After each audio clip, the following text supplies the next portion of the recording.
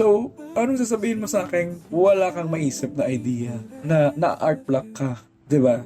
So, that's bullshit. 'Di ba? Make art, don't make excuses, guys. Gumawa kayo ng paraan para magkaroon kayo ng idea kasi creative kayo.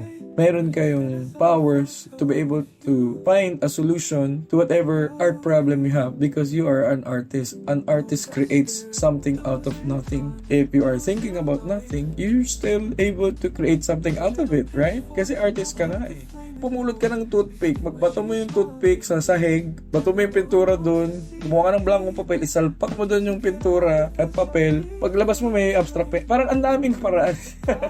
Parang mas marami kang may isip kaysa makakaisip ka ng dami mong palusot, like I said last week. So, yeah, mas marami ako may isip na ideas kaysa sa makaisip ako ng walang ideas. So, totoo lang. So, yeah, that's it. I mean, just observe people. Kahit nakakilala mo, you observe their attitude, their demeanor, what they're saying, even things. Kung ano, yung mga bagay, uy, maganda pala tong bulaklak na to. Ano kaya itong bulaklak na to? I-picture mo, i-research mo, ipinta mo. Bulaklak lang yun, guys, ha. Nakagawa ko ng series na nagpipinta lang ako ng mga bulaklak natin sa Maynila. So, yeah, how did I do that? Diba? Kasi, nag-observe ako. Naghanap ako ng maganda, nakakakita ako. Promise, hindi naman kayo bulag eh. Diba? So, guys, ang daming paraan. Ayaw talaga magpinta. Kahit anong gawin mong pilit, hindi magpipinta. Pero yun nga, may mga artist din na nagpipinta. Kahit bulag na sila, putol kamay nila, putol paa nila, pero nagpipinta pa rin sila. Gumago pa rin sila ng art. Kasi gusto talaga nila. Walang dahi-dahi lang.